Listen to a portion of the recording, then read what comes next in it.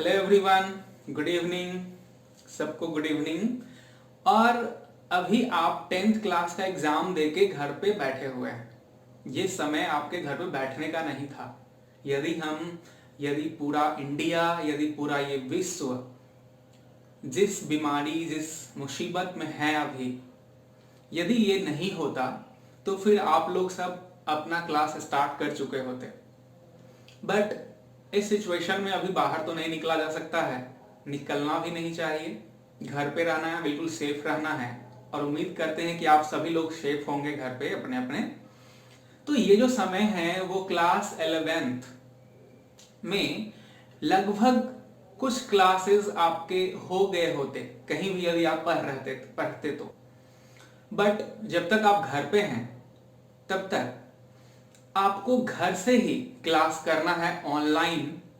और ये online class बिल्कुल फ्री प्रोवाइड किया जा रहा है पाठशाला एडुसर्व के द्वारा। और इस चैनल पे मैं दीपक कुमार सिंह आपको मैथ्स पढ़ाऊंगा। तो मैथ्स का क्लास होगा, फिजिक्स का क्लास होगा, बायो का क्लास होगा, केमिस्ट्री का भी क्लास होगा। तो राठौड़ सर आप लोग को पहले ही बता चुके हैं इन सब चीज के बारे में। तो ये चीज मेरा कहना था कि आप लोग सभी को डेली जिस समय क्लास होगा उससे पहले नोटिफिकेशन चला जाएगा। आप लोगों को घर पे बैठ के क्लास करना है और इस समय को बिल्कुल ही वेस्ट नहीं करना है। क्योंकि ये जो समय है यदि आप इसको वेस्ट कर देते हैं तो फिर आगे जब भी आप कहीं पे एडमिशन लेते हैं तो उस समय क्या होगा कि क्लास का जो पढ़ाई होगा वो थोड़ा सा स्पीड में होगा। क्योंकि आप समझ ही रहे हैं कि हम सभी लोग के पास में समय कम होगा, तो क्लास स्पीड होगा, वहां पे समझने में भी प्रॉब्लम हो सकता है आपको। और बहुत सारा बेसिक चीज जो है जो कि क्लास 10th और 11th के बीच में आता है, तो वो सारा चीज जाने बिना यदि आप क्लास 11th में डायरेक्टली क्लास करने लगते हो तो फिर क्या होगा आप लोगों के सामने कि समझने में दिक्कत होगा और लगेगा कि क्लास 11th बहुत ही हार्ड है, जबकि ऐसा बिल्कुल ही नहीं है। आपको यदि क्लास 10 और 11th के बीच के गैप को भर दिया जाए, आपको बता दिया जाए कि इन दोनों के बीच में जो गैप है उस पे पुल बना के, एक ब्रिज बना के कैसे पार किया जा सकता है, तो फिर आप लोग बहुत ही आसानी से क्लास 10 से क्लास 11th में मूव कर सकते हैं। रिजल्ट का वेट है अभी 10th क्लास का, बट फिर भी उम्मीद है कि आप सभी लोग का रिजल्ट बहुत अच्छा आएगा। इसीलिए आप क्लास 11th में जाने की तैयारी शुरू कर दीजिए।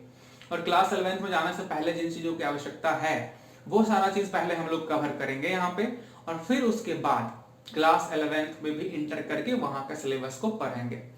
तो आप लोग को जो डेली क्लास होगा वो आधे घंटे का ही होगा, इसलिए ज्यादा समय भी नहीं है लगेगा। आपको आधा घंटा बस है देना है डेली क्लास पे, और ध्यान से क्लास करते जाना है। और जो भी प्रॉब्लम हो आपको नीचे कमेंट कर दीजिएगा, वहां पे कमेंट का जवाब मिल जाएगा आपको। जो भी सर पढ़ाते रहेंगे उन सर के द्वारा आप लोग को कमेंट का, आपके क्वेश्चन का आंसर जरूर मिलेगा। तो इसीलिए ये चीज इंफॉर्मेशन आप जो है बाकी दोस्तों को बता दीजिए। और क्लास 11th का हम लोग जो तैयारी है वो शुरू करेंगे। क्लास 11th में एक्चुअली जाने से पहले का ये सारा क्लास होगा पहले, जिसको हम लोग ब्रिज कोर्स के नाम से भी जानते हैं। बहुत जगह ब्रिज कोर्स के नाम से इसको जाना जाता है। ये कोर्स बहुत ज्यादा जरूरी है सभी सब्जेक्ट में, और खास करके मैं यदि अपने सब्जेक्ट का बात करूं मैथ्स में, तो ये तो बहुत ही ज्यादा जरूरी है। क्योंकि यदि मैथ्स में आप डायरेक्टली क्लास 11th में जाते हैं और वहां पे क्लास आप स्टार्ट करते हैं पढ़ना, तो कोई भी ऐसा चैप्टर नहीं है जिसमें कि आपको 10th का जरूरत नहीं पड़े।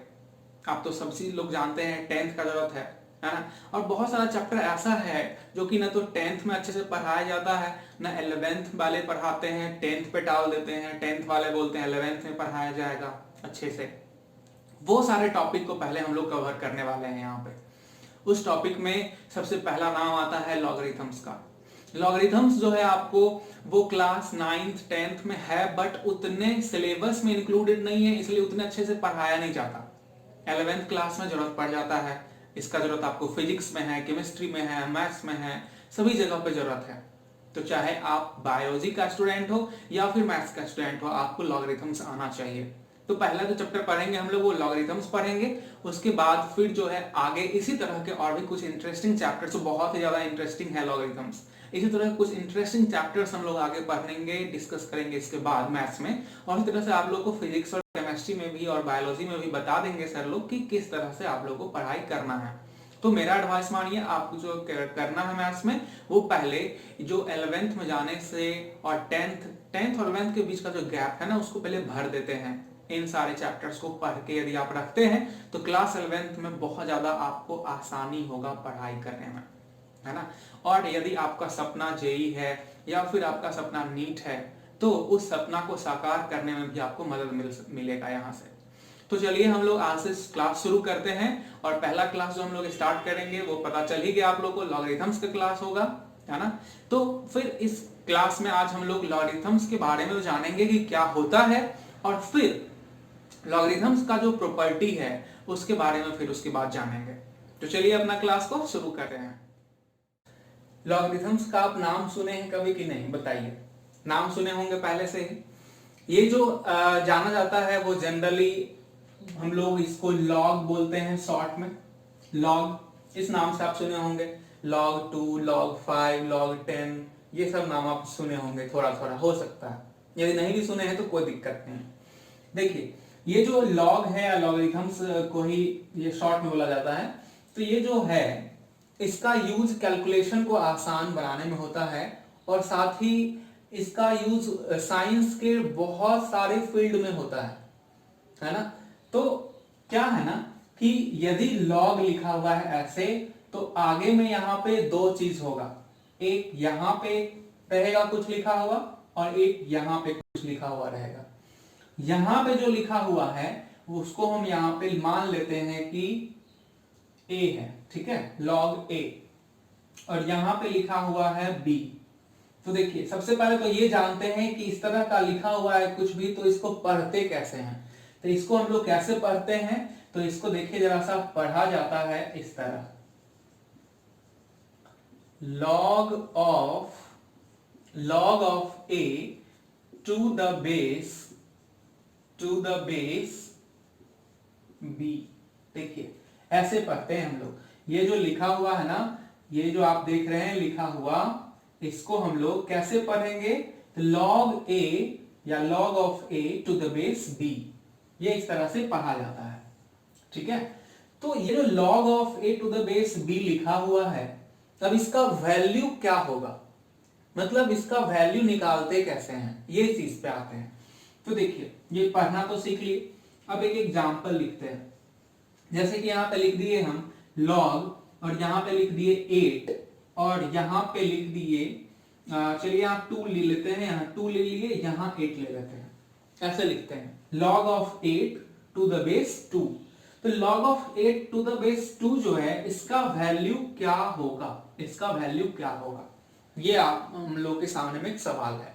तो इसका वैल्यू कैसे निकालते हैं, तो इसका जो वैल्यू निकालते हैं वो कैसे, वो सुनिए अब आप ध्यान से। इसका जो वैल्यू निकालेंगे वो हम लोग ऐसे सोचेंगे कि ये जो 2 है ना, इसके पावर में कितना दें ताकि 8 आ जाए। 2 का पावर में आप कितना देंगे तो 8 आ जाएगा, बताइए जरा। तो 2 का पावर में यदि आप 3 देते हैं तो 8 आ जाएगा, सिंपल। तो जो पावर इसका 8 दे दे वही इसका आंसर होगा।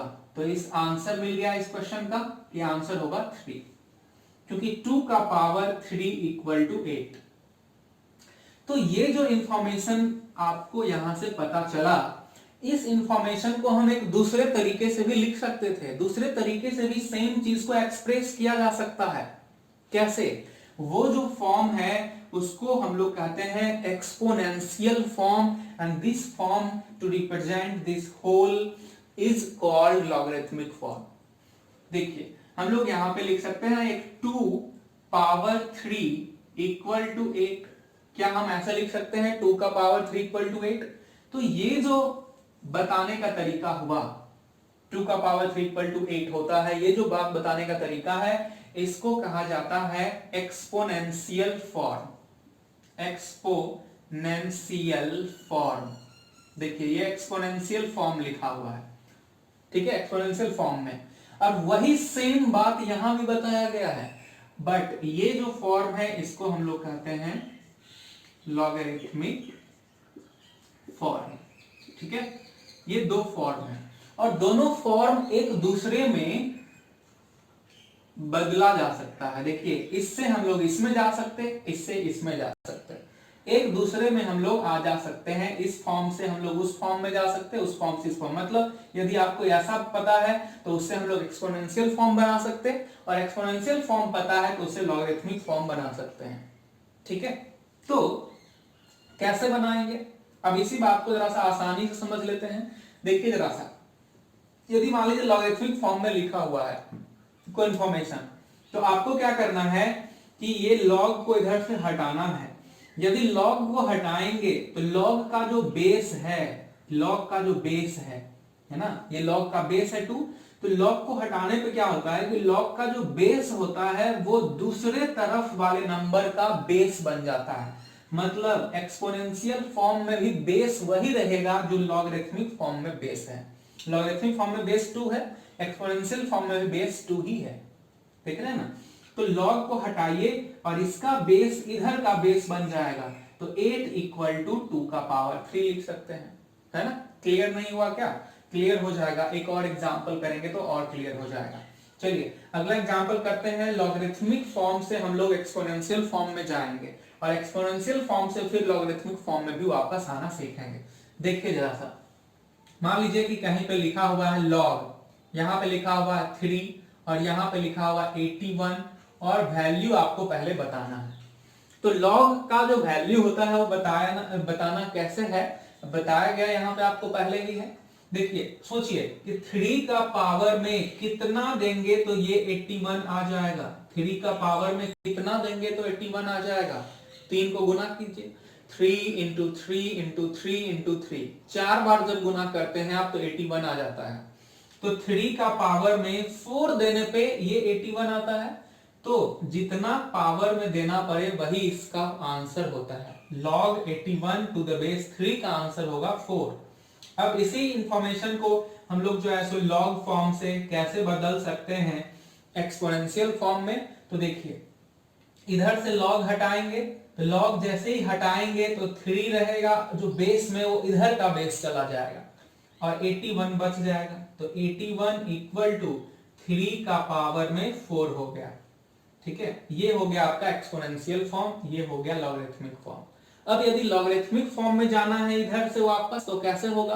तो देखिए, ये जो आप 81 है इधर लॉग लगाइए तो log 81 और बेस जो इधर का है वही बेस यहां भी हो जाएगा, है ना, इक्वल टू 4।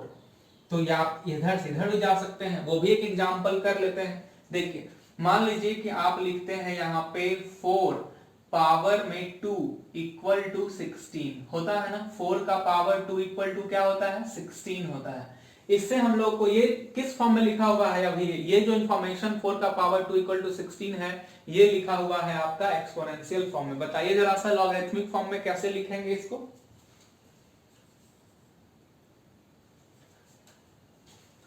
चलिए लिख लिया आप लोग। तो देखिए लॉगरिथमिक फॉर्म में कैसे लिखेंगे? तो लॉगरिथमिक फॉर्म में लिखेंगे तो ये जो बेस है वो लॉग का बेस रहेगा और ये जो पावर है एक्सपोनेंट में वो आंसर होता है। तो देखिए 2 इक्वल टू लॉग बेस में 4, जो अभी बेस है वही बेस रहेगा, और इधर 16। देखिए जरा सा पावर जो है सो नीचे आ गया, है ना। 2 equal to log 16 to the base 4। ये होगा एक्सपोनेंशियल फॉर्म से लॉगरिथमिक फॉर्म में जाने का तरीका। तो अब आप जो है यहां से ये सारा बात जानने के बाद बता सकते हैं कि एक्सपोनेंशियल फॉर्म और लॉगरिथमिक फॉर्म जो है एक दूसरे का इनवर्स है। Logarithmic form is inverse of आपका exponential form and exponential form is inverse of logarithmic form. एक दूसरे का इनवर्स है ना। तो एक ही इंफॉर्मेशन को दोनों तरह से बताया जा सकता है, दोनों फॉर्म में एक्सप्रेस किया जा सकता है, ठीक है। बट ये जो लॉगरिथमिक फॉर्म है ना, इसमें हम लोग आसानी से कैलकुलेशन कर सकते हैं, ठीक है। तो अब चलते हैं आगे हम लोग और जानते हैं कुछ वैल्यूज का। कि कैसे उसका वैल्यू को निकाल सकते हैं बहुत ही आसानी से। देखिए जरा सा, आपसे कुछ बात पूछेंगे और आप लोग को जवाब देना है ना, आप लोग को जवाब देना है, फिर और भी चीज जानेंगे हम लोग। अभी देखिए, पहले ये बताइए कि लॉग लिखा हुआ, अब यहाँ पे लिखा हुआ है, यहाँ पे लिख देते हैं b और यहाँ पे लिख देते हैं a इक्वल टू लिख देते हैं n, ठीक है। अब ये जो है लॉगरिथमिक फॉर्म में, इसको हम लोग एक्सपोनेंशियल फॉर्म में कैसे ले जाएंगे, तो देखिए ये चला गया एक्सपोनेंशियल फॉर्म में इस तरह से, लॉग यहां से हटाइए और इधर का बेस जो है उधर का बेस बना दीजिए, तो यहां बच जाएगा कितना a इक्वल टू b, उधर का बेस बन जाएगा तो b का पावर में n। देखिए ऐसा है ना, ये जो यहां पे लिखा रहता है इसको हम लोग कहते हैं बेस, यहाँ पे जो लिखा रहता है उसको क्या बोलते हैं, बेस बोलते हैं। और यहाँ पे जो लिखा रहता है उसको क्या बोलते हैं, इसको बोलते हैं हम लोग, इसको हम लोग आर्ग्यूमेंट बोलते हैं, आर्ग्यूमेंट। ये है अपना आर्ग्यूमेंट, ठीक है, और ये है बेस। और ये जो है वो लॉग का वैल्यू आया, log a to the base b का वैल्यू है n, ठीक है। ये भी है क्या है, ये भी है आपका जो है सो n जो है ना यहाँ पे, ये क्या है, पावर है, पावर। पावर को ही हम लोग इंडेक्स भी बोलते हैं कहीं कहीं पे, है ना। यहाँ पे ये पावर बोलिए, डिग्री भी बोल सकते हैं आप, है ना, एक्सपोनेंट भी बोल सकते हैं आप, एक्सपोनेंट, ठीक है। ये सारा चीज इसको बोला जाता है n को, है ना। तो क्या है एक्चुअली में कि लॉग का जो वैल्यू होता है, वैल्यू जो होता है log a to the base b का, वो क्या होता है, तो यहाँ पे लिखते हैं हम लोग, जरा सा देखिए, यहाँ पे लिखेंगे हम लोग कि value of log a to the base b is the exponent of क्या, is the exponent of b, है ना, which gives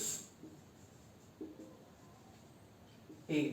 देखिए b का वैल्यू जो होता है इसका, वो क्या होता है, value of log a to the base b जो होता है वो एक्सपोनेंट ऑफ b होता है, b का वो एक्सपोनेंट जो a दे दे, है ना, b का वो एक्सपोनेंट जो कि a दे दे, b के पावर में वो नंबर जो रेज करेंगे तो हम लोग को a मिल जाएगा, वही वैल्यू, वही पावर, वही इंडेक्स, वही एक्सपोनेंट कहलाता है इस लॉग का वैल्यू, ठीक है। आप देख रहे हैं इस लॉग का वैल्यू n है, और n क्या है, n है एक्सपोनेंट, आप देख रहे हैं ना, n एक्सपोनेंट है b का, वही ना a दिया, तो ये है, इस तरह से लॉग का वैल्यू लिख सकते हैं। अच्छा, अब इस डेफिनेशन को हम लोग जरा सा और भी आगे बढ़ाते हैं, और इसमें एक कंडीशन है, वो कंडीशन जानना बहुत ही बेहद जरूरी है कि ये a क्या हो सकता, ये b क्या हो सकता, क्या नहीं हो सकता है, n क्या हो सकता है, तो ये सारा चीज जानना है। तो आप जरा सा बताइए कि ये जो b है, यहां से ये जो b है वो क्या क्या हो सकता है। तो b के बारे में आप पहले तो ये बता सकते हैं कि b का वैल्यू जो होगा ना, वो b का वैल्यू हमेशा ही हमेशा ग्रेटर देन 0 होगा, b का वैल्यू ग्रेटर देन 0 होगा, और b का वैल्यू जो है वो 1 नहीं होना चाहिए, यहां से ये है। अच्छा, इसका कारण भी बताएंगे आपको हम, अभी कारण भी बताएंगे, ध्यान से सुनिएगा। और a का जो वैल्यू होगा वो भी हमेशा पॉजिटिव होगा, और जो n होगा वो क्या होगा, तो n जो होगा वो कोई भी रियल नंबर हो सकता है, n बिलोंग्स टू, इसको क्या पढ़ते हैं बोलिए, ये साइन देखिए ऐसे जो लिखा हुआ है ना, इसको कहते हैं बिलोंग्स टू। और जो r लिखा हुआ है यहाँ पे, r का मतलब क्या है, सेट ऑफ रियल नंबर्स, और ये जो n है वो n, ये वाला n है, ठीक है, नेचुरल नंबर वाला n नहीं है, ये वाला n है वहां। अच्छा, अब आपको एक बात बताए कि b का वैल्यू 0 से बड़ा क्यों होगा, b का वैल्यू आखिर 0 से बड़ा क्यों लिखे हैं, 0 क्यों नहीं हो सकता, 0 से कम क्यों नहीं हो सकता, है ना। तो चलिए इस पे गौर करते हैं जरा पहले, है ना, बताइए जरा सा। यहाँ पे हम 2 का पावर में, है ना, 3 ले सकते हैं, 4 ले सकते हैं, 5 ले सकते हैं, कुछ भी ले सकते हैं, एनी रियल नंबर ले सकते हैं, वो वैल्यू आप कुछ भी लीजिए, यहाँ पे 2 के पावर में आप कुछ भी ले लीजिए, आपको एक पॉजिटिव नंबर ही मिलेगा, पॉजिटिव नंबर मिलेगा। 2 का पावर में कुछ भी ले लीजिए आप, माइनस में भी ले सकते हैं, जैसे कि 2 का पावर में हम -5 ले लिए, एग्जाम्पल के तौर पे 2 का पावर में -5 ले लिए, तो ये 2 का पावर -5 तो 1/2 का पावर 5 हो गया, तो ये तो 1/32 हो गया, पॉजिटिव नंबर ही आया। 1/32 पॉजिटिव है, 0 से बड़ा है, तो 2 का पावर में आप कुछ भी लेंगे तो पॉजिटिव आएगा। ठीक है, मतलब ये बताना चाह रहे हैं हम कि यदि आप एक पॉजिटिव नंबर, कोई पॉजिटिव नंबर b है, पॉजिटिव नंबर है, उसका पावर में कुछ भी ले लीजिए, एनी रियल नंबर ले लीजिए, वो हमेशा ही एक पॉजिटिव नंबर ही देगा। ठीक है, बट यदि आप b के बदले में पॉजिटिव लेते हैं तब ये बात हुआ। b के बदले यदि आप 1 ले लेते हैं तो 1 के पावर में आप कुछ भी लीजिएगा तो क्या मिलेगा, 1 ही मिलेगा हर बार। 1 के पावर में कुछ भी लीजिएगा 1 ही मिलेगा हर बार, है ना, कुछ भी ले सकते हैं यहाँ पे तो हमेशा 1 ही मिलेगा। इसीलिए है ना 1 हम लोग बेस में नहीं ले रहे हैं, क्योंकि बेस में भी हम लोग यहाँ पे बेस में भी 1 लेंगे तो उसके पावर में कुछ भी देने पे क्या होगा, हर बार वैल्यू क्या होगा, 1 ही मिलेगा, है ना। तो अब हम लोग देखते हैं कि निगेटिव क्यों नहीं ले सकते। निगेटिव इसमें ले सकते हैं क्योंकि मान लीजिए -2 आप बेस में लेते हैं, तो -2 के पावर में यदि हम 3 देंगे या 4 देंगे या 5 देंगे या -2 देंगे, इस तरह से कुछ भी देते हैं यदि, तो फिर इसका वैल्यू तो रियल नंबर होगा। बट जैसे ही आप -2 के पावर में फ्रैक्शन देते हैं, जैसे कि -2 का पावर में 1/2 दे देते हैं, फ्रैक्शन दे देते हैं, है ना, तो ये इमेजिनरी नंबर हो जाएगा, एक इमेजिनरी नंबर हो जाएगा, क्योंकि ये -2 का पावर 1/2 का मतलब है रूट अंडर -2, और रूट के अंदर यदि निगेटिव संख्या कुछ भी लिखते हैं आप तो वो इमेजिनरी नंबर हो जाता है ना। हो सकता है इमेजिनरी नंबर क्या होता है आपके लिए अभी अननोन हो, नहीं पता हो, वो भी 11th में ही पढ़ना है, तो इसलिए थोड़ा सा आप धैर्य रखिए। रियल नंबर के अलावा भी बहुत सारा नंबर है जिसको इमेजिनरी नंबर कहते हैं हम लोग, तो इमेजिनरी नंबर में बहुत सारा है और इसका बहुत ज्यादा यूज भी है, तो आपको 11th में ये सारा चीज पढ़ना है। तो रूट के अंदर में इतना बात याद रखिए, रूट के अंदर में नेगेटिव रहेगा तो इमेजिनरी, या फिर नेगेटिव संख्या के पावर में कोई भी फ्रैक्शन रहेगा तो वो नेगेटिव हो जाएगा, सॉरी इमेजिनरी हो जाएगा उसका वैल्यू। इसलिए हम लोग यहाँ जितना भी चीज पढ़ते हैं, फंक्शन पढ़ते हैं, जो भी कैलकुलेशन करेंगे ना यहाँ पे, है ना, तो वो सारा चीज अभी रियल नंबर के बारे में बात कर रहे हैं। इसलिए इसका रिजल्ट चूंकि इमेजिनरी आ जा रहा है, इसलिए हम लोग बेस में जो b है यहाँ पे उसको 0 से बड़ा रखेंगे, क्योंकि 0 से बड़ा रखने पे क्या होगा कि हमेशा ही वैल्यू पॉजिटिव आएगा। कोई भी रियल नंबर आप लीजिएगा तो अलग अलग वैल्यू हर बार आएगा, है ना। b का वैल्यू यदि एक रहेगा कांस्टेंट, यदि b का वैल्यू को आप फिक्स कर देते हैं और पावर बदलते जाते हैं तो हर बार नया नया वैल्यू बदलते चला जाएगा, पॉजिटिव आएगा, है ना। इसलिए 1 नहीं लेते हैं क्योंकि 1 का पावर में कुछ भी लेने तो हमेशा 1 ही आ जाएगा, तो उससे पता नहीं चल पाएगा कि ये पावर में क्या दे, है ना। तो यहाँ पे हम लोग जो b है उसका वैल्यू ग्रेटर देन 0 और नॉट इक्वल टू 1 लेंगे। a आप देख ही लिए कि यदि ये पॉजिटिव लेते हैं उसके पावर में कोई भी रियल नंबर लेते हैं तो इस पूरे का जो वैल्यू a है वो हमेशा ही पॉजिटिव आएगा, इसलिए a ग्रेटर देन 0 लिखा हुआ है ना। और n तो कोई भी रियल नंबर आप ले सकते हैं, वही जो लिखा हुआ है, तो उसी के बेसिस पे इधर भी लिखा जा सकता है। इधर क्या लिखा जा सकता है बताइए जरा सा, यहाँ पे मिटा रहे हैं जरा इसको, हम यहाँ पे लिख सकते हैं हम लोग कि b जो होना चाहिए वो greater than 0, b not equal to 1, और जो a होगा वो ग्रेटर देन 0 होगा, और n जो होगा आपका कोई भी रियल नंबर हो सकता है। वही बात यहाँ पे लिखे हैं क्योंकि वही n इधर भी n है, वही b यहाँ पे आया है, वही जो a है वो ये a है, तो इसलिए लॉग के बारे में भी इस तरह से हम लोग लिख सकते हैं। तो अभी तक के जो हुआ पढ़ाई, अभी तक में जो भी चीज बताए उसमें इंपॉर्टेंट चीज क्या है, अब उसको जरा सा एक बार देख लें। सबसे ज्यादा इंपॉर्टेंट अभी तक जो बताए उसमें क्या है, इतना का निष्कर्ष क्या निकला। निष्कर्ष ये निकला कि आप लॉग यहाँ पे a यहाँ b इक्वल टू यदि n ऐसे लिखते हैं, है ना, तो क्या हुआ, b का पावर में यदि n देंगे तो a निकलेगा, b के पावर में यदि n देंगे तो क्या आएगा, a आएगा। इसको आर्ग्यूमेंट बोलते हैं, इसको बेस बोलते हैं, और ये नंबर इसका वैल्यू आया है। तो किसी भी लॉग का वैल्यू कैसे निकलता है, b के पावर में, मतलब बेस के पावर में कितना दें ताकि ये आर्ग्यूमेंट आ जाए, वही इसका आंसर होता है। ठीक है, और इस डेफिनेशन को यदि आप समझ गए तो आप इसके बेसिस पे दो प्रॉपर्टी इसका बता सकते हैं बहुत ही आराम से। दो प्रॉपर्टी, क्या क्या दो प्रॉपर्टी है देखिए। लॉग यदि आपको यहाँ पे 2 रख दे, बेस में 2 रख दिए है ना, बेस में क्या क्या ले सकते हैं ये भी बात बताया आपको। बेस में ग्रेटर देन 0 लेना है नंबर, 1 नहीं ले सकते, और जो a है आर्ग्यूमेंट ये भी 0 से बड़ा लेना है, और n आपका जो इसका वैल्यू है लॉग का वो कोई भी रियल नंबर आ सकता है।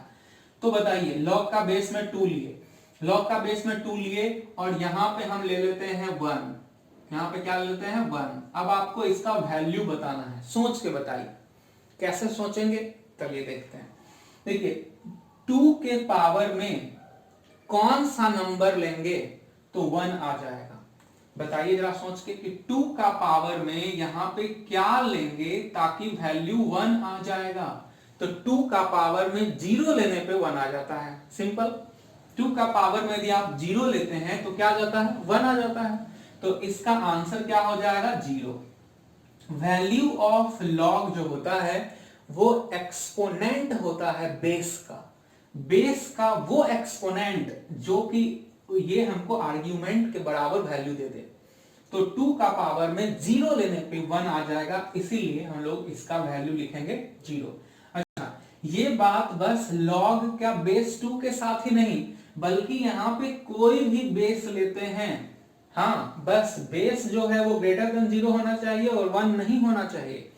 तो कोई भी बेस लेते हैं उसके पावर में यदि हम 0 देंगे तो हमेशा 1 आएगा, इसलिए log 1 टू एनी बेस कहने का मतलब greater than 0 not equal to 1, log 1 to any base will be equal to 0।